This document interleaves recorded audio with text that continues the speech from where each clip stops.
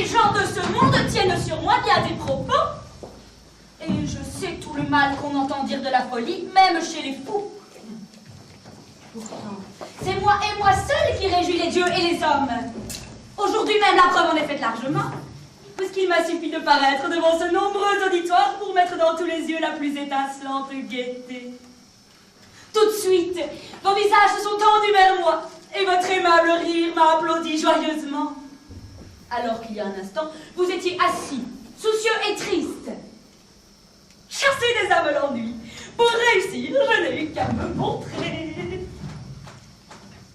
Pourquoi ai-je revêtu aujourd'hui cet accoutrement inusité? Vous le saurez pour peu que vous me prêtiez l'oreille. Non pas celle qui sert à ouïr les prêches sacrés, mais celle qui se dresse si bien à la foire devant les bouffons, les pitres et les charlatans. Écartons les sages qui taxent d'insanité et d'impertinence celui qui fait son propre éloge. Si c'est être fou, cela me convient à merveille. Quoi de mieux pour la folie que de claironner elle-même sa gloire et que de se chanter elle-même? Qui me dépeindrait plus véridiquement? Je ne sache personne qui me connaisse mieux que moi. Je m'étonne de l'ingratitude des hommes, ou plutôt de leur indifférence. Tous me font volontiers la cour, tous depuis des siècles jouissent de mes bienfaits et pas un n'a témoigné sa reconnaissance en célébrant la folie.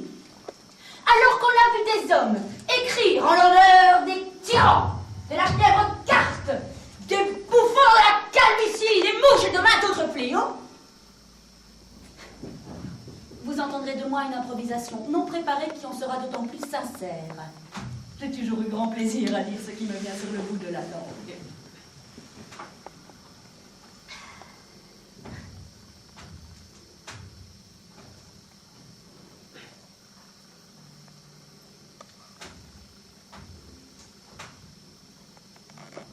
Nul besoin de vous le dire. Je me réveille, comme on dit, au front et aux yeux.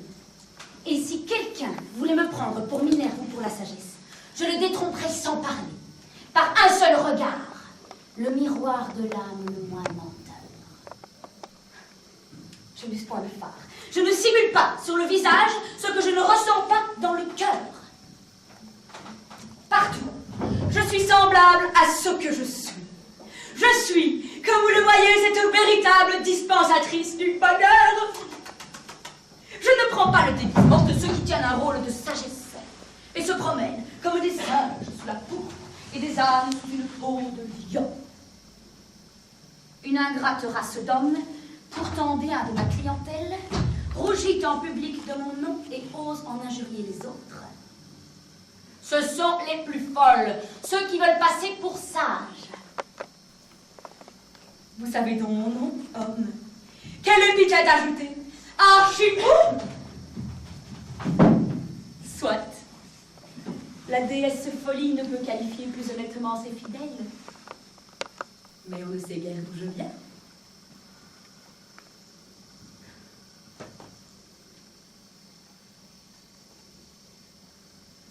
Mon berceau s'adossait à la bibliothèque.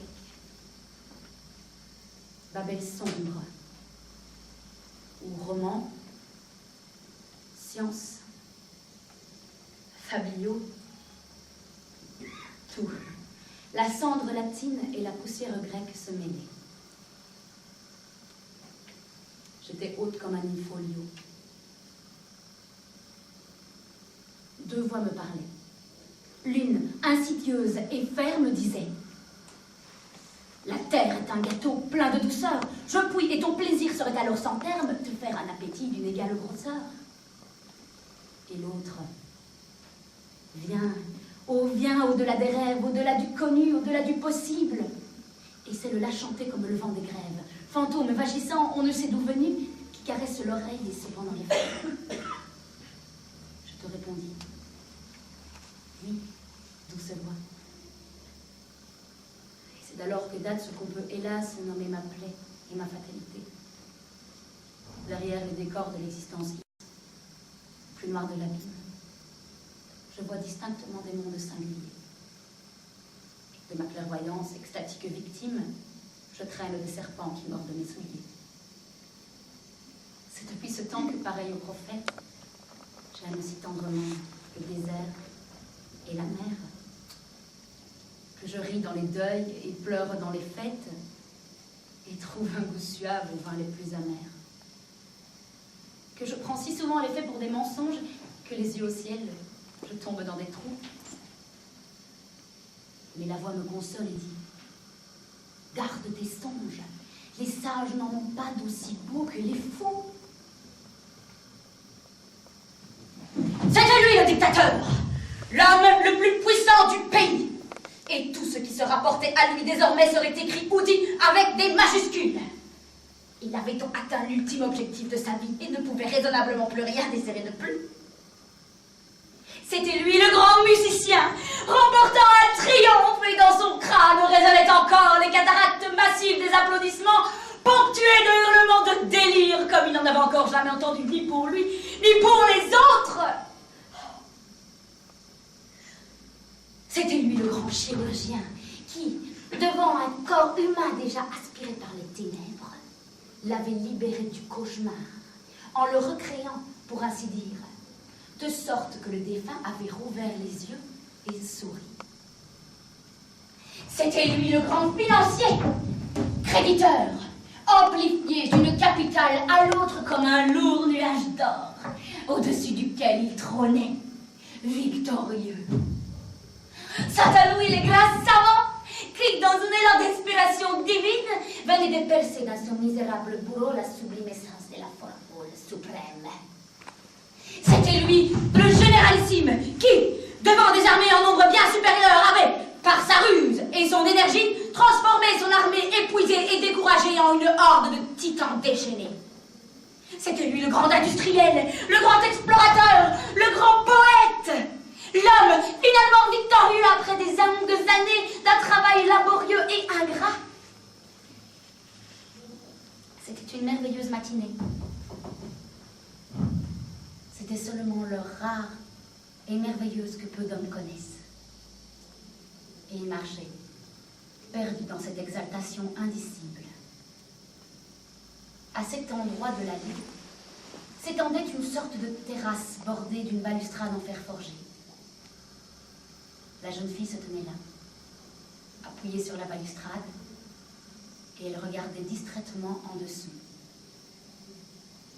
C'était peut-être une étudiante, pâle, les lèvres paresseusement entr'ouvertes. Ses cheveux très noirs tirés sur le haut de la tête étaient coiffés en chignon. Elle pouvait avoir une vingtaine d'années. Pendant une fraction infinitésimale de seconde, il entrevit ses jambes. Il perçut toutefois, à contre-jour, la courbure insolente de ses mollets au-dessus des chevilles finues. Lorsqu'il passa devant elle, la distance entre eux n'était guère de plus de 2,5 mètres, 3 mètres, mais il put la voir très bien. Après lui avoir jeté un coup d'œil fugitif, il regarda de nouveau droit devant lui. Mais il ne put résister et tourna de nouveau la tête pour la voir. Il ne le reverrait sans doute jamais. Il perçut comme une vague chaleur dans sa nuque, comme si un souffle chaud l'effleurait. Mais à cet instant précis, il s'aperçut que quelque chose lui manquait. Il s'aperçut avec effroi que le mort d'avant avait cessé d'être. Pourquoi? Qu'était-il arrivé? Pourquoi ne réussissait-il plus à être heureux? Quelle absurdité, quelle sottise, parce qu'il avait vu une femme, amoureux. Non, ce n'était pas des choses pour lui. Une inconnue, peut-être une pas grand-chose. Et pourtant, il ne la reverrait jamais, il ne la connaîtrait jamais, il ne lui parlerait jamais, ni à elle, ni à ses semblables. Il vieillirait sans même lui adresser un mot. Dans la gloire, oui, mais sans ses yeux, sans cette bouche, sans ce corps mystérieux. Et tout cela sans le savoir, il l'avait fait pour elle. Pour elle. Et les femmes comme elle. Les inconnues, ces dangereuses créatures qu'il n'avait jamais touchées. Il n'avait jamais compris. Il ne s'en était jamais douté. La seule pensée lui aurait semblé une folie scandaleuse. Ainsi, les années étaient passées. inutilement. Et maintenant, il était trop tard.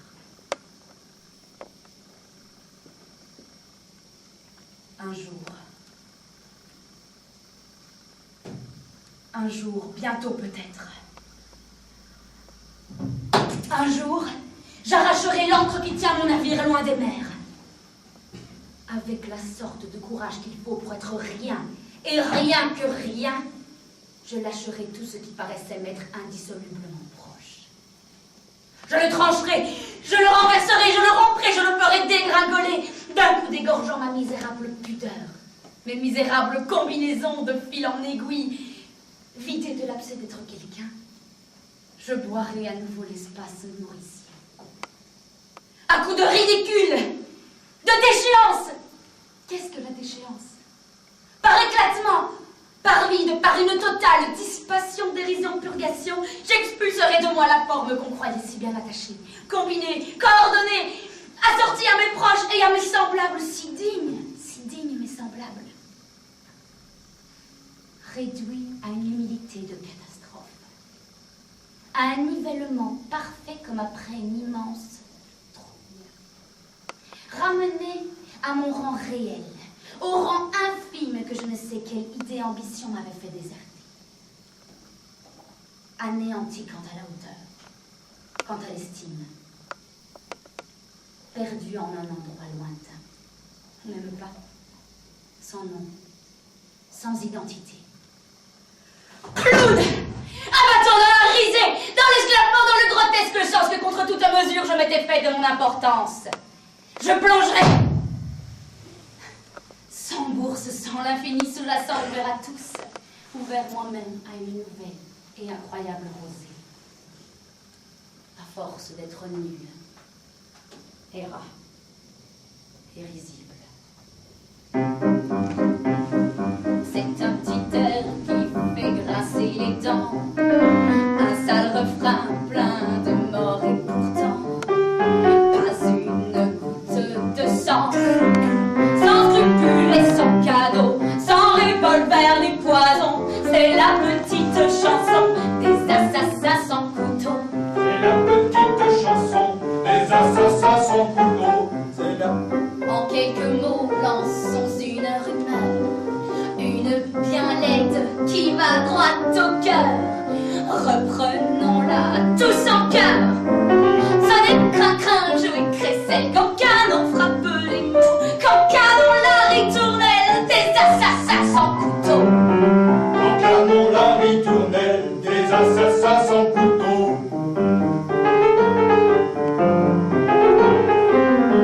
C'est pour pas cher que la bras de l'ami, celui qui donne, celui qui trahit. 30 deniers, c'est le prix pour l'exécution facile des dessins les plus salauds. Chantons la cruelle idylle des assassins sans couteau. Chantons la cruelle idylle des assassins sans couteau. Cinglants reproches sur les rideaux visages, tombant de la bouche d'un mari volage, indifférent au saccage. Sans pitié, vas-y, paie mal, frappe-les-tu, allez, bourreau, redonne le madrigal des assassins sans couteau. Redonne le madrigal des assassins sans couteau.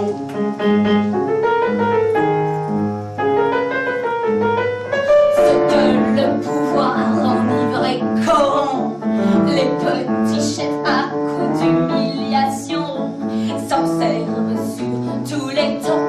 Le menton plein d'arrogance, susurrant la haine à flot, nazi la leur romance des assassins sans couteau. Vas-y, à la romance des assassins sans couteau.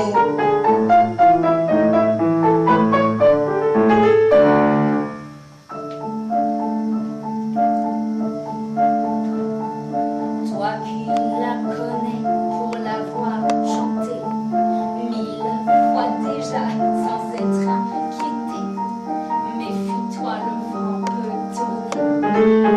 Susurrer un mot choisi et te planter dans le dos la lugubre mélodie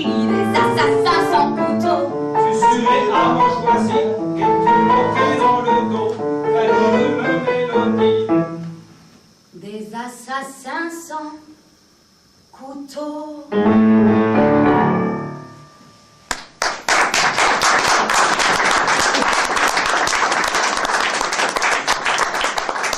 viens de vous dire un extrait d'éloge de la folie d'Erasme, la voix de Charles Baudelaire, Essie de Dino Buzzati, Clown de Henri Michaud, et je viens de vous chanter Assassin sans couteau et un ange à mon autonomie. C'est un extrait d'étopique de Senghor.